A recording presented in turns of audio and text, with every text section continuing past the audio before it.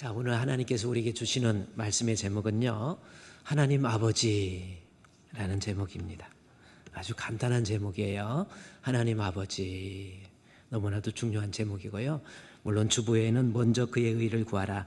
그리하면 더하시리라. 라고 하는 말씀에서 실제적인 말씀의 제목은요, 하나님 아버지라는 제목입니다. 저게 우리가 하나님을 이해하고 하는 데 있어서 너무나도 중요한 거고요. 내가 하나님을 신앙, 하나님에 대한 믿음 있는 사람에게 하나님 아버지라고 하는 그 고백의 의미를 제대로 이해한다는 것은 정말 너무나도 중요한 거예요. 그래서 여러분, 이 알리스터 맥그라스라고 하는 사람이 있습니다. 알리스터 맥그라스라고 하는 사람이 쓴 책에 보면은 한 권으로 읽는 기독교라는 책이 있어요. 예, 한 권으로 읽는 기독교. 알리스터 맥그라스라고 하는 사람이 쓴 책인데, 알리스터 맥그라스는 어떤 사람이냐면 리차드 백스터, 존 오웬, 그 다음에 조나단 에드워드와 같은 어떤 복음주의적인 신학자의 영향을 받아가지고, 원래 저분이 자유주의 신학자였거든요. 성경을 이성중심적 신앙으로 해석을 하는 거예요. 극단적인 이성주의자들은 뭡니까? 인간의 이성으로 판단되어지지 않고 분석되어지지 아니하는 것은 믿음으로 받아들이지 않는 거예요. 그게 자유주의 신학자, 리버럴하다고 그랬죠. 그래, 자유주의 신학자였는데 자기가 성경을 깊이 연구하면서 리차드 백스터나 존 오웬이나 조나단 에드워드와 같은 사람의 영향을 받아서 나중에 복음주의자라고 하는 것은 뭐냐면 성경 중심적 신앙이에요. 이해고 오해고 없습니다. 하나님의 말씀에 기록된 것은 그냥 믿는 거예요. 그렇죠? 그게 이제 이 성경 중심적인 바이블 레터럴리즘이라고 하는 것. 바이블 성경에 기록된 레터 하나하나의 문자를 그대로 믿는다 그래서 바이블 레터럴리즘이라고 그렇게 얘기하는 거예요. 그래서 앨리스터 맥그라스가 어떤 자유주의 입장에서 성경 중심의 신앙을 갖고 그 다음에 저기에 보면은 기독교에 대해서 짧게 아주 잘 요약을 했어요. 물론 여러분은 학자가 아니기 때문에 다 읽어야 될 필요는 없는데 저분이 강조하는 것 중에 하나가 뭐냐면 삼위일체 하나님 중에서 하나님, 성부 하나님 있잖아요. 하나님에 대해서 아버지라고 하는 개념의 의미를 비교적 잘 설명한 책이 바로 저겁니다.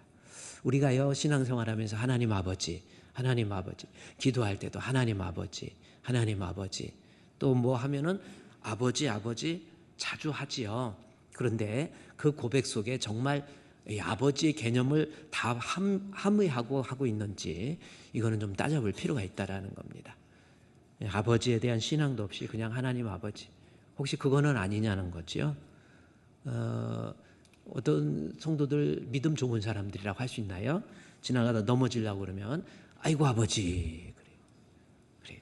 심지어 어떤 중도 뭘 이렇게 얻어서 갖고 가다가 넘어지려고 그러니까 뭐 강을 건너는데 얼음이 깨지려고 그러니까 아이고 하나님, 아이고 아버지 그랬다는 전설이 있어요. 나도 듣지는 못해. 그만큼 아버지라는 말을 많이 하게 되는데 과연 그 아버지라는 의미가 얼마만큼 우리에게 중요한 건지 오늘 말씀을 통해 살펴보고 여러분이 과연 참 하나님에 대한 아버지 신앙을 가지고 있는지 이걸 반드시 점검해야 됩니다. 그래야 우리의 신앙이 바르게 세워질 수 있다라는 겁니다. 오늘 한번 말씀은 마태복음 6장 33절 말씀에 한번 볼까요? 마태복음 6장 33절 우리가 암송했던 구절이죠. 그런즉 너희는 먼저 그의 나라와 그의 의를 구하라. 그리하면 이 모든 것을 더하시리라. 뭐 우리 잘 아는 내용이죠. 근데 저 말씀 속에 아버지의 의미를 과연 포함하고 있는지, 그 다음에 먼저 주님을 생각하고 있는지, 이런 것들이 저 안에 다 포함되어 있다는 거죠. 근데 우리는 좀 더 막연하게 너희는 먼저 그의 나라와 그의 의를 구하라. 그리하면 이 모든 것을 너에게 더하시리라. 거기까지만 이해하고 있잖아요. 근데 이 말씀 속에 하나님께서 아버지의 개념을 다 포함하고 있다는 겁니다. 자, 그러면 한번 봅시다. 너희는 먼저 그의 나라와 그의 의를 구하라고 그랬지요. 그리하면 이 모든 것을 너에게 더하시리라 그랬어요. 여기에서 이 모든 것이 뭘까? 한번 생각해 보세요. 본문에서 우리가 암송했던 이 구절 중에서 이 모든 것을 너희에게 더하시리라. 기록되어 있어요. 이 모든 것이 뭐냐는 거죠. 이 모든 것은 오늘 본문 마태복음 6장 25절에 나와 있는 그 말씀입니다. 그러므로 내가 너에게 이르노니 목숨을 위해서 무엇을 먹을까? 무엇을 마실까? 무엇을 입을까? 이거예요. 먹고 마시고 입고 또 자고 뭐 의식주가 다예요. 의식주지요. 근데 무엇을 먹지? 무엇을 마시지? 무엇을 입지? 이런 거에 대한 단순한 고백이 아니고 그 앞에 무엇을 먹을까 앞에 뭐가 있습니까? 목숨을 위하여라는 거예요. 목숨 위해서 무엇을 먹을까 마실까 입은. 여기서 목숨이라는 것은 푸뉴마의 개념, 영적인 목숨의 개념보다는요. 이 목숨은 푸시케라는 단어를 썼거든요. 물론 푸뉴마나 푸시케는 호흡을 집어넣다라는 뜻인데 본문에서 푸시케라고 하는 단어는 목숨으로 우리말로 번역되어 있는데 그 푸시케라고 하는 것은 어떤 의미냐면 우리의 육신적인 생명을 얘기하는 거예요. 호흡이 붙어있는 내 육신적인 생명을 위해서 먹고 마시고 입는 거 이거거든요. 그러니까 무엇을 먹을까 마실까 입을까라고 하는 것은 내 육신적인 생명을 위해서 내가 이 생명이 존재하기 위해서 필요한 거 먹을 거 마실 거 입을 거 없으면 안 되잖아요. 먹고 마시고 입는 거 내 육신의 생명을 위해서 필요한 것 그렇게 해석하면 됩니다. 그러면 6장 34절 말씀 볼까요? 너희는 먼저 그의 나라와 의를 구하라. 그리하면 이 모든 것이 뭐예요? 내 육신의 생명 지금 여러분 이 생명이 붙어 있지요? 육신적인 호흡이 붙어 있지요? 내가 이 육신적인 생명을 위해서 필요한 것 때로는 물질이 될 수 있고 돈도 될 수 있고 때로는 건강이 될 수도 있어요. 그렇죠? 내 육신적인 생명 위해서 건강. 저는 이렇게 목회하면서 항상 주일날 되면 우리 성도들 정말 안 아픈 성도들이 한 60 넘어서 안 아픈 성도들이 별로 없어요. 다 아프고 다 하나씩 무너집니다. 지금 한 60 넘으신 분들은요. 그냥 감사하면서 사세요. 호흡 있는 거 감사하면서 사세요. 하나님이 소풍 줬다 생각하시고요. 싸우지 마시고 그냥 부부간에 같이 손잡고 재미있게 살다가 가세요. 아멘. 이게 얼마나 중요한지 아십니까? 그래요. 오늘 아침에 저도 이렇게 몸의 상태가 좀 안 좋아서 좀 이렇게 하고 있는데 아내가 아침에 여보 그랬어요. 왜요? 그랬더니 우리 사모의 대학 때 친구가 친구가 남편이 갑자기 오늘 새벽에 1시쯤에 막 호흡곤란이 일어나가지고 거의 의식불명이 돼가지고 지금 응급실로 가서 지금 중환자실에 있다고 그러더라고. 참 아직 젊은 사람인데 그저 60 조금 넘었는데 벌써 그렇게 돼버렸잖아요. 사람은요 언제 어떻게 될지 모르는 게 인생이에요. 그렇죠? 그래서 이 목숨 가지고 살 때 건강이라는 거 얼마나 필요합니까? 근데 건강도요 내가 노력하고 뭐 건강식품 막 이거저거 구입해가지고 어떤 사람 사 먹는 거 보면요 뭐 이것도 있고 이것도 있고 목사님이 식사 대접한다 해서 같이 식사하고 뭘 주머니 가방에서 꺼내더니 보니까 한 주먹이에요 약이. 그냥은 못 먹게 상추에 싸서 먹어야 되겠더라. 그래 내 목숨 푸시케라고 하는 이 목숨의 존재를 위해서 먹는 거 마시는 거 입는 거 그러기 위해 목숨을 부지하기 위해서 건강이라는 거 얼마나 필요합니까? 근데 제가 또 저기지만 우리 누님의 남편이면 꽤 가깝잖아요. 어제 토요일 날 그러니까 어제죠. 토요일 날 저한테 전화 와갖고 누님이 막 울면서 지금 중앙대병원이라고 응급실이라고. 그게 왜요? 그랬더니 매형이 상당히 건강하거든요. 그분요 아주 건강, 운동도 철저히 하고 또 돈이 있어가지고 건강식품도 많이 또 사 먹어. 그래서 저는 거기 가면은 그런 거 하나씩 뺏어 먹는 재미로 이건 여기에 좋고 저긴 좋고 여기 하고 저는 그거 그냥 뺏어 먹어요. 그러다가 요즘에는 치사해서 안 뺏어 먹어 그냥. 그래 너 오래 살아라 그러고 되는데 그렇게 건강한데 76세밖에 안 됐거든요. 근데 쓰러져갖고 지금 중앙대병원에 있어요. 시간 되신 분은 가서 한번 위로하세요. 사람이 살아가면서 이 건강이라는 거 얼마나 필요합니까? 마태복음 6장 33절 말씀해 보면요, 건강도 하나님이 더해 주셔야 돼요. 물질도 하나님이 더해 주셔야 돼요. 내가 이리 뛰고 저리 뛴다고 부자 되는 거 아니라니까요. 하나님께서 주셔야 되고 하나님께서 누리게 해주셔야 되는 겁니다. 그래서 이 모든 것, 육신적인 생명, 내 육신의 생명의 존재를 위해서 필요한 것, 그것이 무엇이든지 하나님이 더하여 주시리라. 더하여 주신다는 거 제가 지난주에 뭐라고 그랬죠? 플러스 해주신다. 플러스 데세이라고 하는, 플러스보다 더 중요한 것이 데세이라는 단어입니다. 합성어입니다. 데세이라는 것은 어미 변화를 일으킨 거거든요.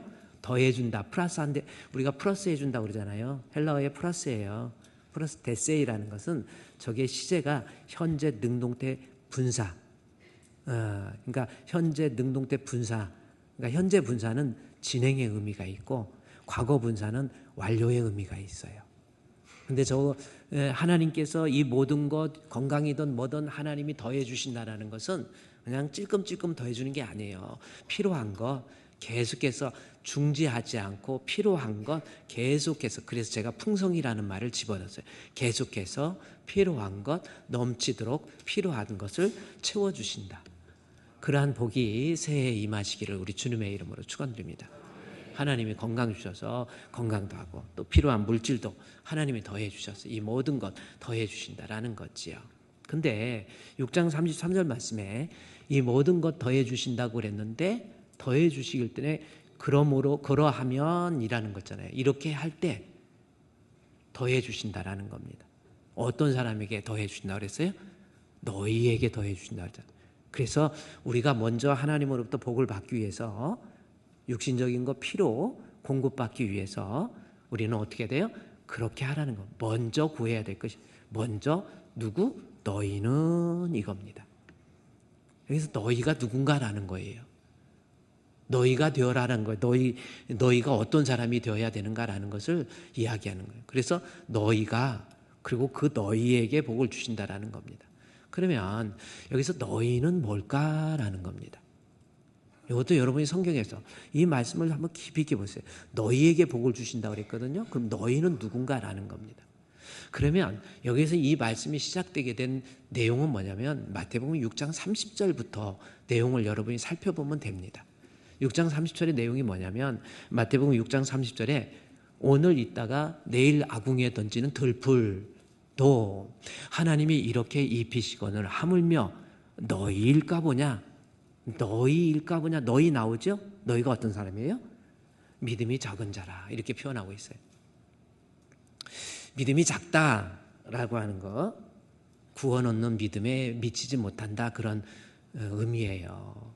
뭔가가 믿음이 있으니까 교회 나오겠지. 근데 뭔가가 믿음이 있으니까 나오긴 나오는데 그 믿음으로는 부족한 거예요. 그것을 작은 믿음이다. 그렇죠? 그렇게 표현하고 있어요. 그 믿음이 좀 불안할 때 흔들리는 믿음, 작은 믿음, 연약한 믿음, 뭐 이런 겁니다. 그러니까 너희는 어떤 사람이냐면 지금 믿음이 작은 자, 뭔가 믿음에 문제가 있어. 그 믿음 가지고는 구원 얻기에 그런 믿음이 아니다라는 겁니다. 자, 이제 여기까지 해결이 됐지요. 그러면 믿음이 적은 자들아 그러면서 무슨 믿음, 도대체 뭔 믿음이 작은 자인가라고 하는 거 6장 31절 말씀해 보세요. 뭐라고 그랬어요? 그러므로 염려하여 이르기를 무엇을 먹을까 마실까 입을까 염려하지 말라 그거잖아요. 그러면서 믿음이 작다라고 하는 것은 지금 이 사람은 염려만 해. 늘 불안해해. 답답해해. 그런 사람이 너희란 말이에요. 이 사람은, 믿음이 작은 이 사람은 염려하고 불안해하고 답답해하고 뭐 이런 모습이에요. 그러면서 32절 말씀해 보면 이제 좀 더 명확하게 이는 다 이방인들이 구하는 것. 이방인의 특징은 뭐와 상관되는 말입니까? 하나님 아버지에 상관되는 말로 사용하고 있잖아요. 그래서 믿음이 작다, 뭐예요? 하나님을 아버지로 믿지 못하고 신앙생활하는 사람, 그 사람을 믿음이 작은 사람이다라는 겁니다.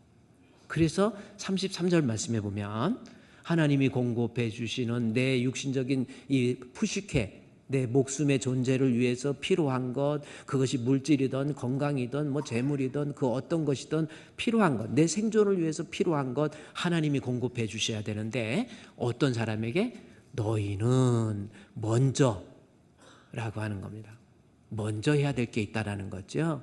그러니까 믿음이 없는 너희가 먼저 해야 될 것, 그의 나라와 그의 의입니다.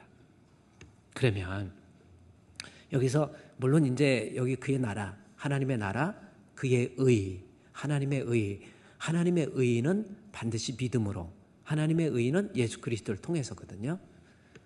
근데 너희가 지금 믿음이 작아요. 뭔가 이방인 같아. 하나님 안 믿는 것 같아. 구원 얻는 믿음이 아니야. 이런 사람들은 먼저 해야 될 것이 뭔가라는 거지요. 그의 의를 구하라. 그러면 그의 의에 대한 것은 예수 그리스도를 통한 의입니다. 그래서 성경의 의에 대해서 로마서에서, 그 다음에 갈라디아에서, 히브리서에서, 하박국서에서, 제가 얘기했지만 하박국서 2장 4절 오직 의인은 믿음으로 말미암아 살리라 라고 하는 이 내용을 신약에서 복음서에서 해석할 때는 세 개의 스펙트럼으로 나와요. 로마서에서는 모든 믿는 자, 유대인이든 헬라인이든, 이건 그러니까 믿음의 범위에 있어서 인클루시브라고 하는 단어 여러분 아십니까? 익스클루시브 말고 인클루시브, 포함한다라는 거죠. 모든 사람 다 포함한다라는 거죠. 예, 그래서 복음의 포용성이라고 하는 것 로마서에서 이야기하고, 그 다음에 갈라디아서 3장에서는요 믿음 오직 의인은 믿음 말미암아, 십자가의 어떤 도를 통한 예수 그리스도 믿음을 통한 내 노력과 공로가 아니고 오직 구원은 믿음으로, 그래서 justification by faith입니다. 그거예요. 그리고 또 하나는 이 스펙트럼화 되면서 히브리서에서 10장에서요, 11장에서 믿음대로 산 믿음의 선진들을 쭉 이야기하기 전에 10장에서 오직 이제 믿음에 대한 이야기가 나오면서 믿음으로 살리라 라는 말이 나옵니다. 그래서 you live, 그러니까 우리가 살아요. You live by faith. You live by faith. 예, 그러니까 믿음으로 말미암아. 그래서 결국 성경 전체는 믿음이라고 하는 거, 믿음의 어떠한 범위, 그 다음에 구원 얻는 방법으로서의 믿음, 또 하나는 믿음을 가진다는 믿음으로 사는 거예요. 말로만 믿는 것이 아니라 믿음으로 사는 거라는 겁니다. 오늘 본문에서요, 마태복음 6장 33절 말씀, 산상수훈이거든요. 5장, 6장, 7장 구약의 모세의 율법을 요약한 내용.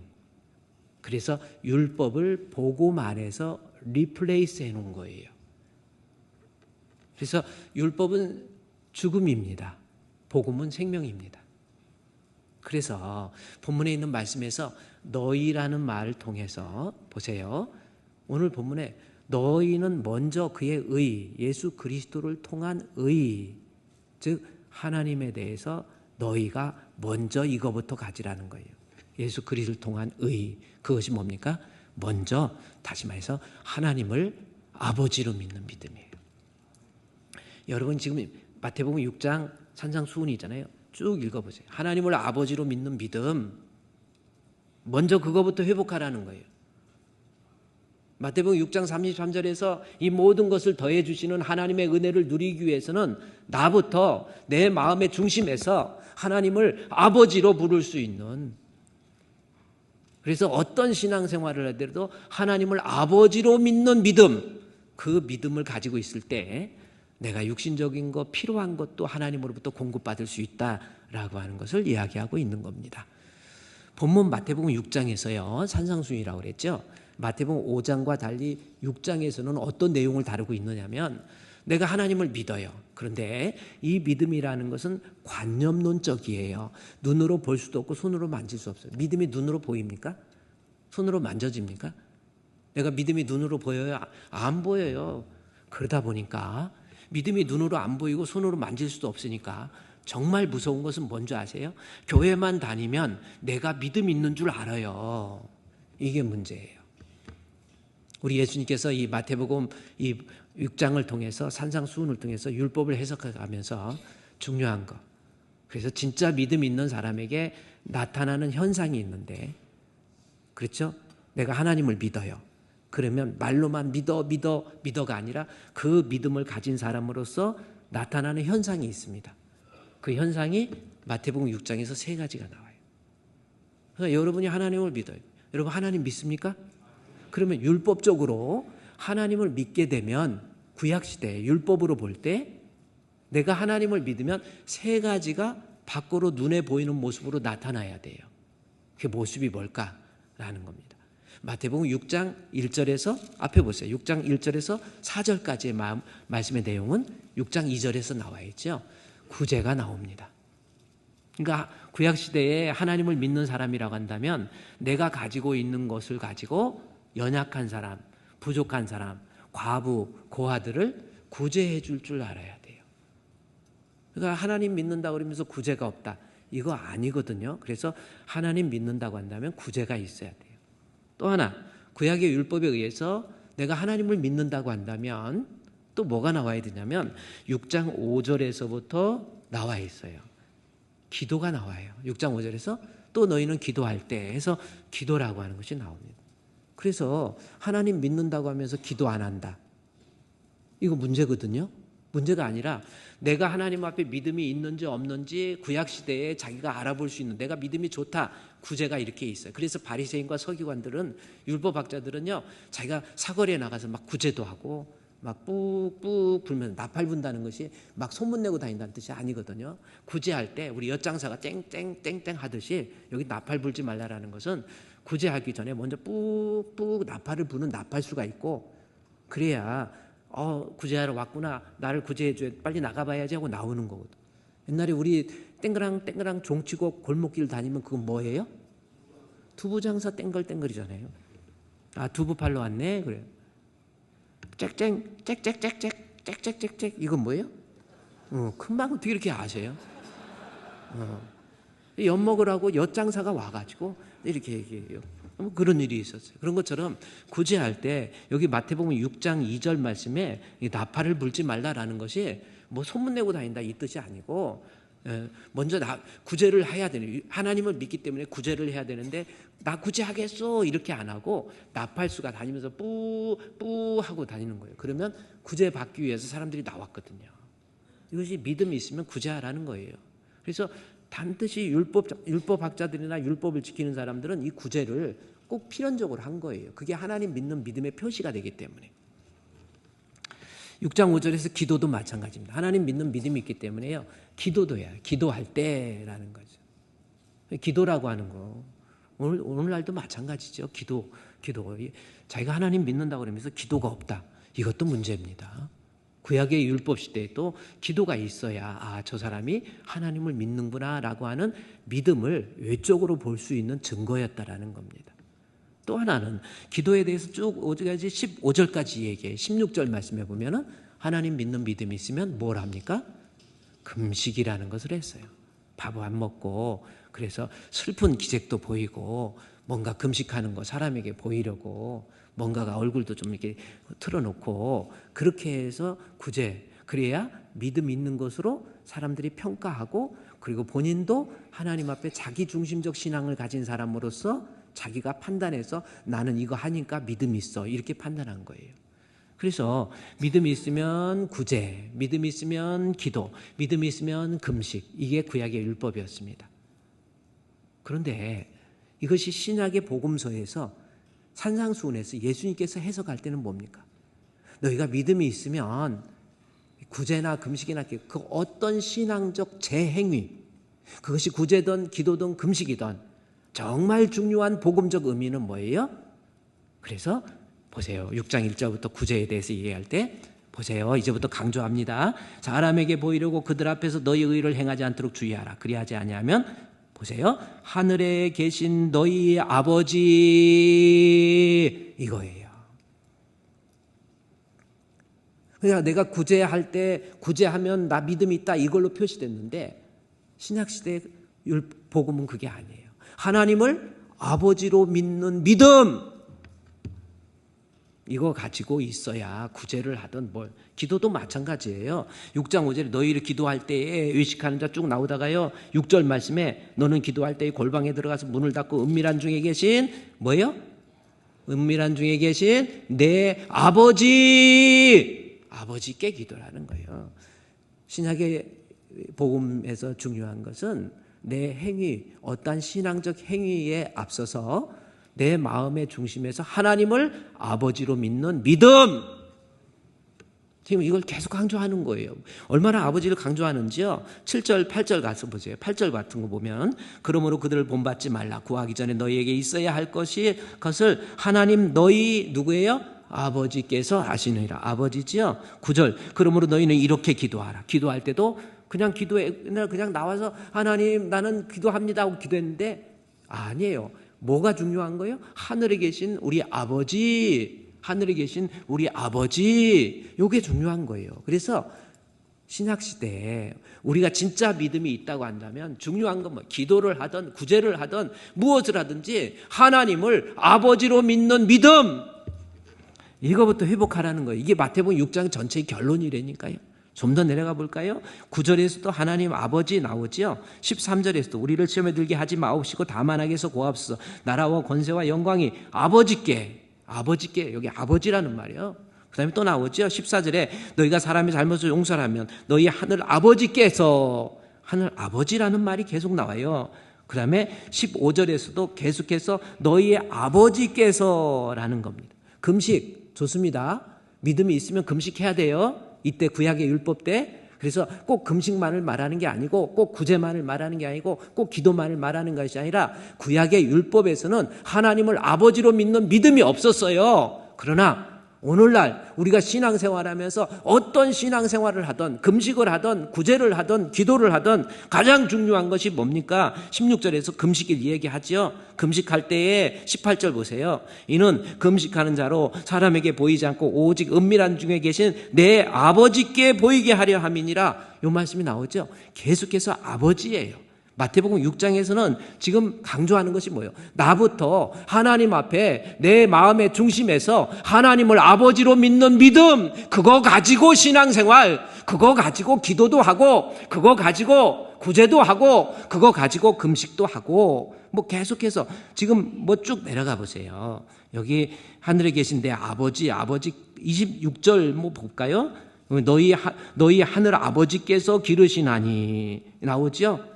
그 다음에 계속해서 또 아버지일까 뭐냐. 그런데 30절 말씀에 오늘 있다가 내일 아궁에 던져지는 들풀도 하나님이 이렇게 입히시거든 하물며 너희일까 뭐냐. 믿음이 작은 자들아 그랬죠.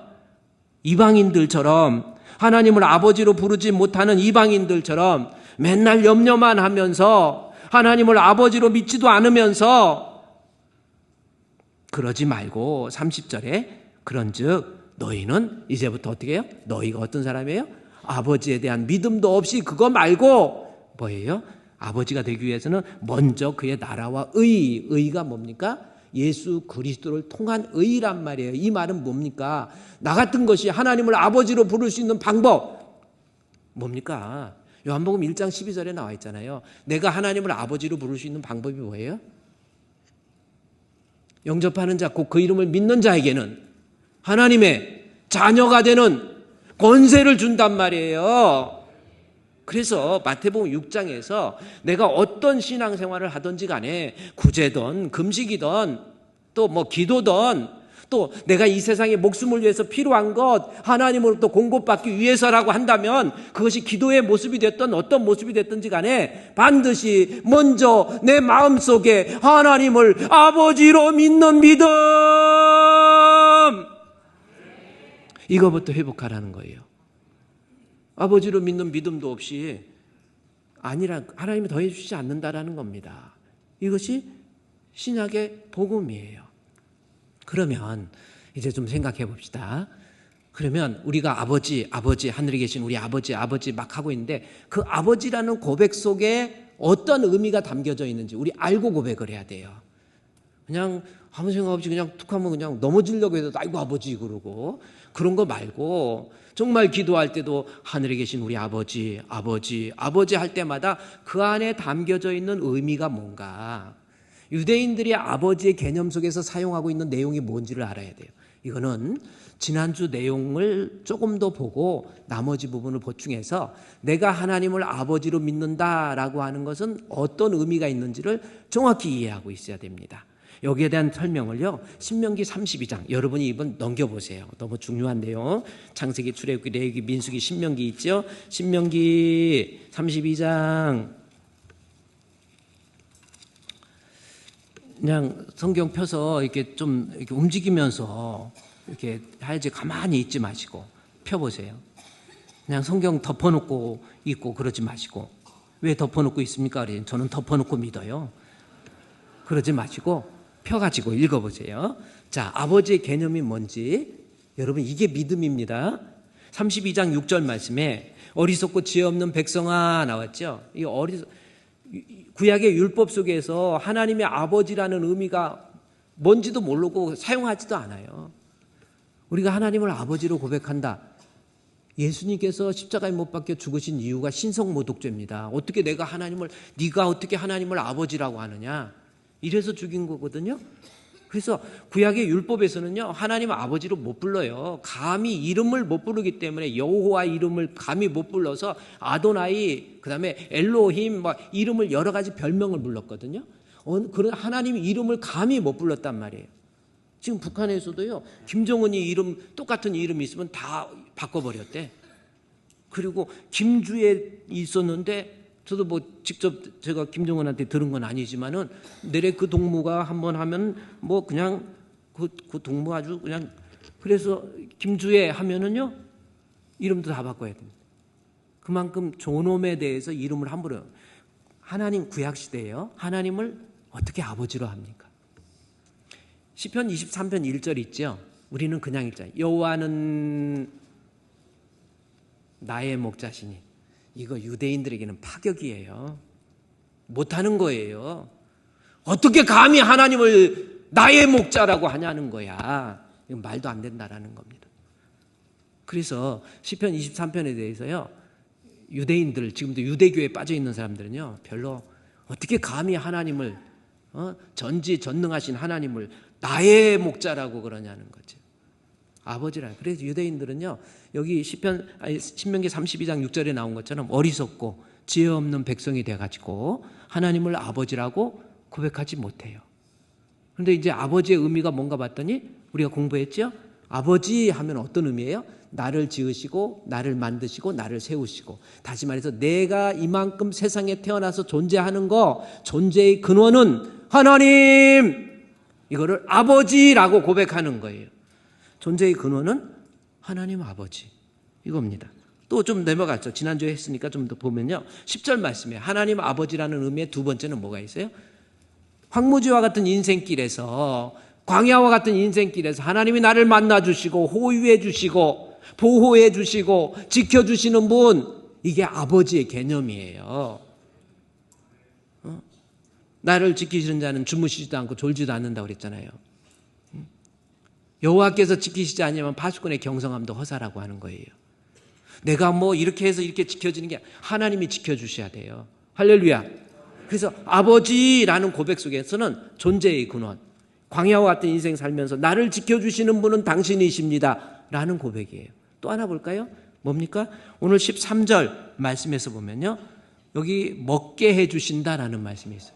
먹을 수 있게 해주는 거, 먹는 겁니다. 사람이 먹고 사는 거 쉬운 거 아닙니다.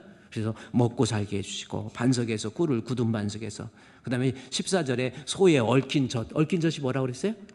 버터, 치즈 이런 거예요. 우유가 남아가지고 그만큼 풍성했다라는 거죠. 내가 이만큼 먹고 살 수 있을 만큼 물질 이거 준 거 내가 벌어서 내가 내 힘으로 한 게 아니라는 거, 하나님 아버지라는 고백 속에 하나님의 은혜이지요, 하나님이 나로 하여금 재물 얻을 능력 주신 거지요, 그러한 고백이 아버지라는 고백이에요.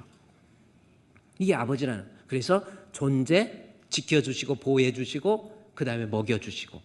그런데요, 제가 지난주 빠졌지만 하나님 아버지라는 고백 중에서 정말 중요한 고백이 또 하나 있습니다. 어떤 건 줄 아세요? 이거 신명기 32장 9절 말씀에 보면 분깃이라고 하는 말이 나와요. 분깃, 자기 백성, 그 다음에 야곱, 그 다음에 택하신 기업, 다 나옵니다. 이게 무슨 거예요? 하나님께서 나를 선택해 주셔서, 나를 구원해 주시기 위해서 하나님이 선택해서 나 같은 것이 하나님 알게 해주시고 하나님 믿을 수 있는 마음 열어주시고, 그래서 나의 분깃이 되어서 나는 하나님의 백성. 야곱은 선택된 그의 백성. 하나님이 나 구원해 주시기 위해서 하나님이 선택해 주시고, 그걸로 끝납니까? 12절 말씀에 여호와께서 홀로 그를 뭐예요? 인도해 주세요. 영적으로 나를 구원받게 하기 위해서 또 미리 정하신 그들을 부르신 그들을 의롭다 하시고, 그 의롭다 하신 나를 하나님의 자녀로서 부족함이 없게 하기 위해서 나를 의의 길로, 평강의 길로, 축복의 길로 인도해 주시는 분, 그분이 당신, 그분이 아버지. 여러분, 내가 믿음 안에서 승리할 수 있도록 나를 인도해 주시는, 한 걸음 한 걸음 나를 인도해 주시는 거예요.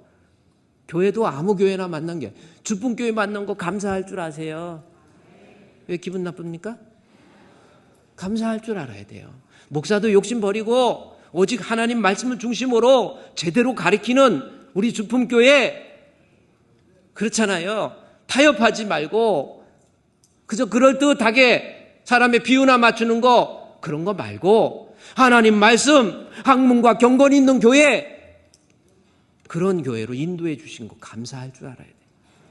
하나님이 아버지 되시면 나를 영적으로 실패하지 않도록 나를 의의 길로, 축복의 길로, 평강의 길로 나의 갈 길 다가도록 예수 인도하시니. 할렐루야.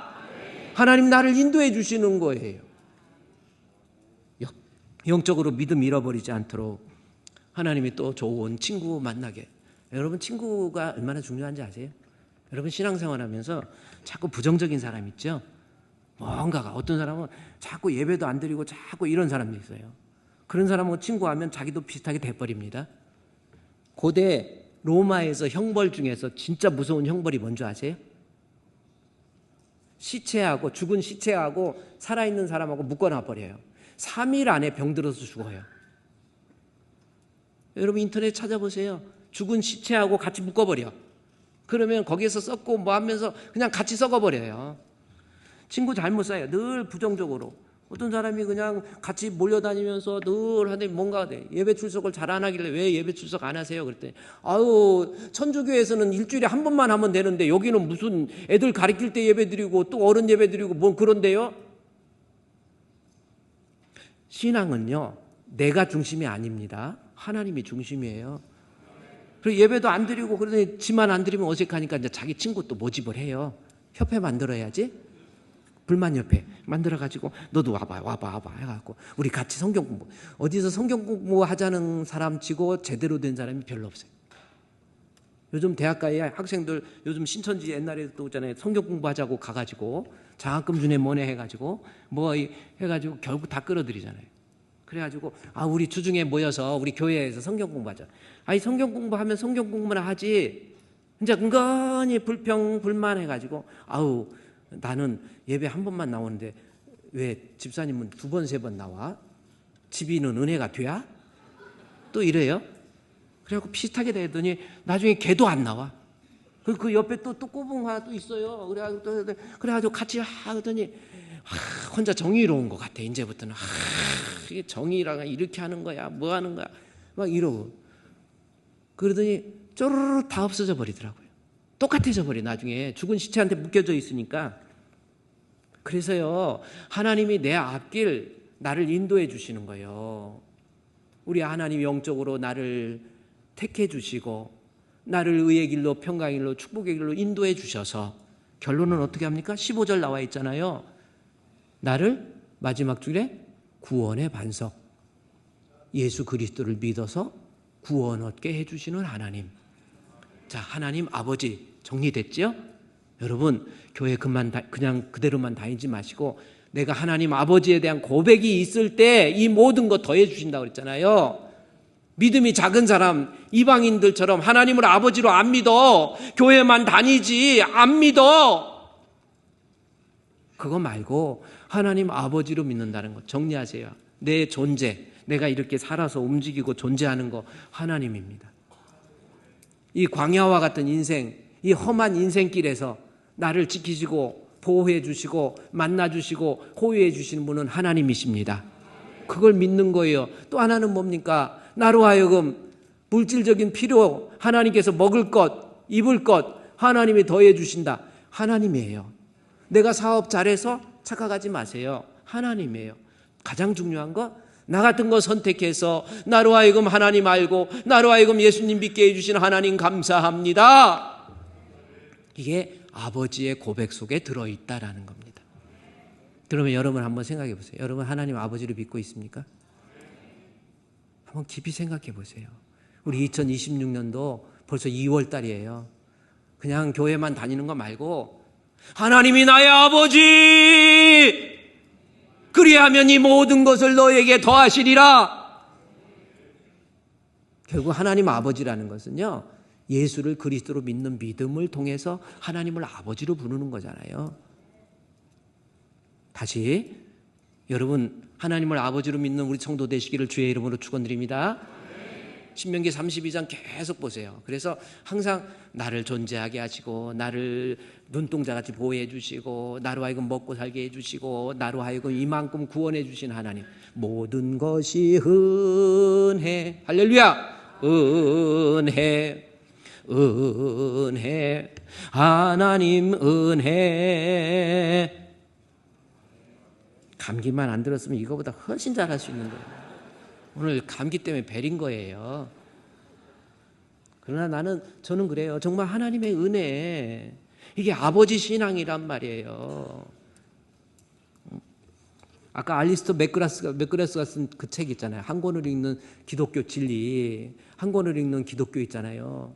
알리스터 맥그라스가 한 말이 그거예요. 하나님을 아버지로 믿는 믿음, 그 믿음이 있어야 하나님과의 관계가 해결이 되는 거예요.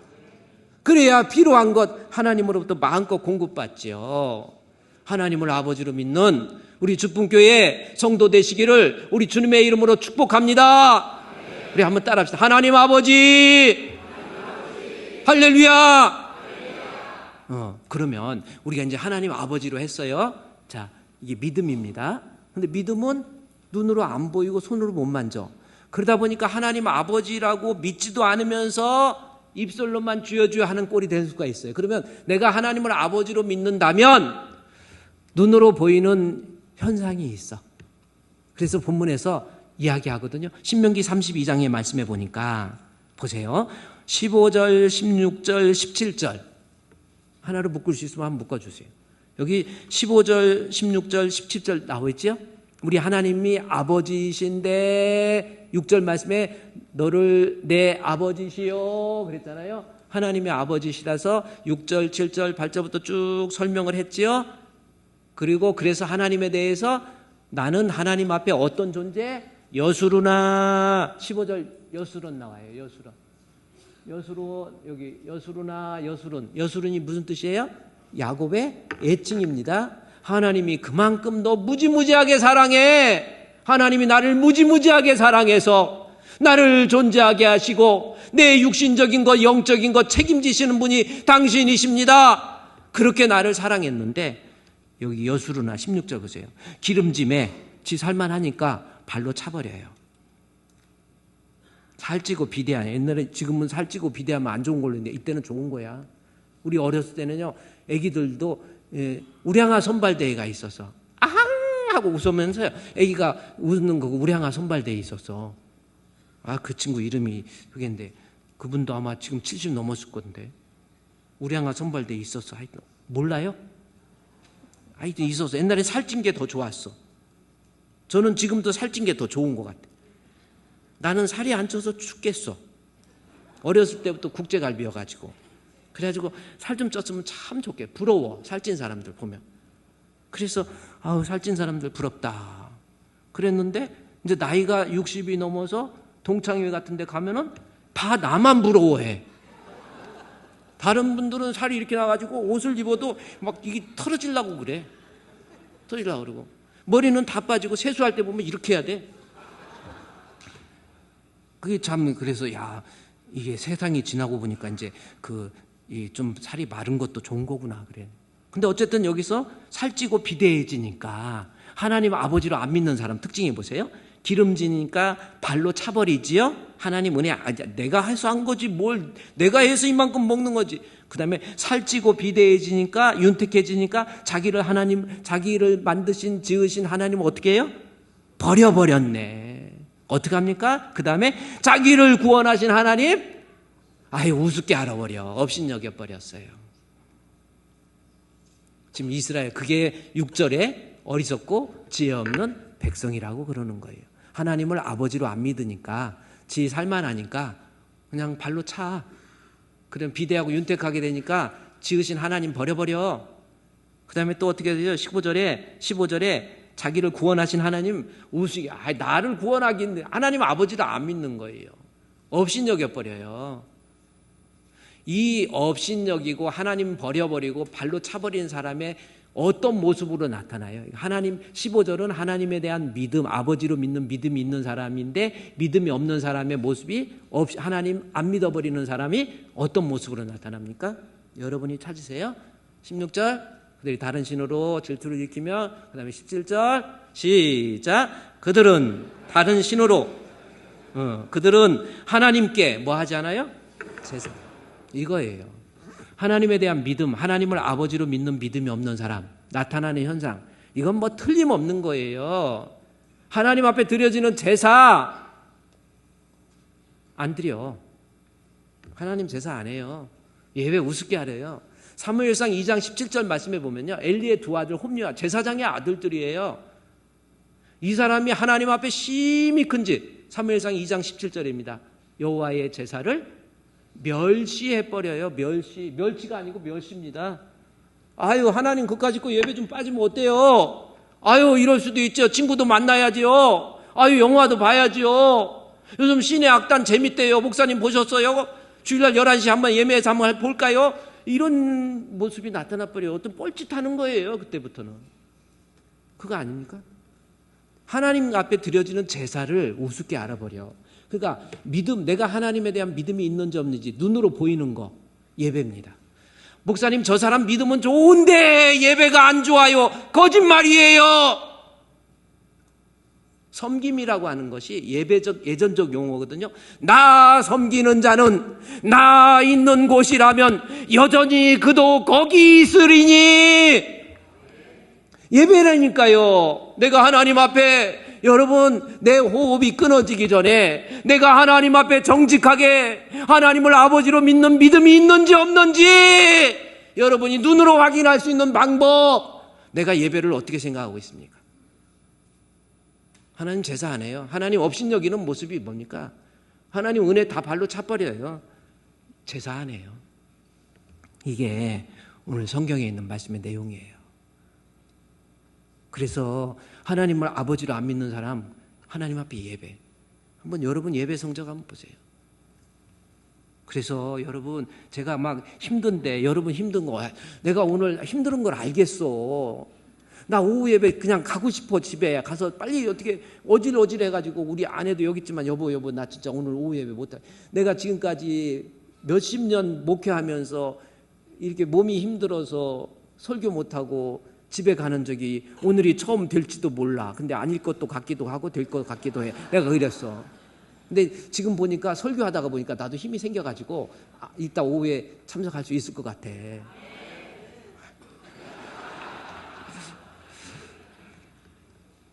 뭐 목회자도 사실 힘들지요. 어떤 때는. 그래, 힘들고. 예배가 얼마나 중요합니까? 빠지고 싶은 거 아니에요. 여러분 위해서 그래요. 여러분 고생시키려고 그런 게 아니라 예배 출석을 보면 내가 하나님을 아버지로 믿는, 정확히 보세요. 이 신명기 32장 15절부터 하나님이 그토록 사랑, 3절 묶어서 보니까 15절, 16절, 17절 뭡니까? 여수르는 하나님이 이토록 사랑했는데 여수르나 기름짐에 발로 차버리지요. 지으신 하나님을 버려버리지요. 구원하신 하나님 업신여기고 우습게 알지요. 그 모습이 뭘로 나타나요? 17절 그들은, 그렇게 업신여기는 사람은 하나님을 제사하지 않습니다. 예배하지 않습니다. 여러분 힘들게 하려고 예배 드리라는 게 아니에요. 힘들어도 예배 드리세요. 그게 복입니다. 예배 드리다가 보면 하나님이 나에게 은혜를 주시고 하나님께서 나에게 필요한 것도 공급시켜 주시고 그게 좋은 거예요. 또 하나 신약에서는 구약에서는 예배인데 신약에서는 뭘로 나온지 아세요? 그 마태복음 6장에 다시 가보세요. 마태복음 6장. 신약에서 하나님을 아버지로 믿는 믿음이 없는 사람. 마태복음 6장.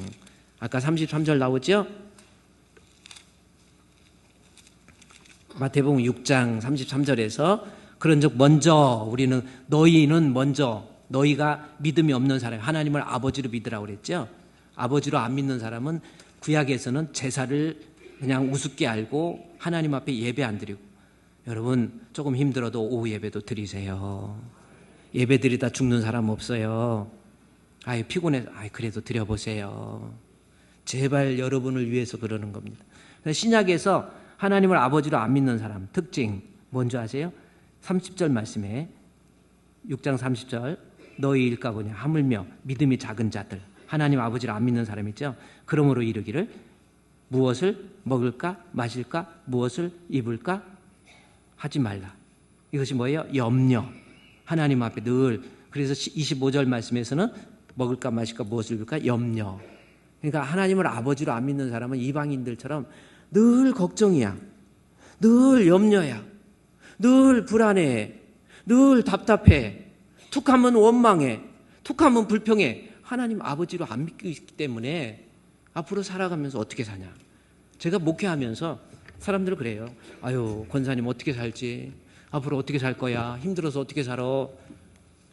근데요 제가 좀 쉽게 얘기하면 그 사람은 우리 사모도 여기 있지만은 그분은 어떻게 사냐. 힘들어서 어떻게 사냐.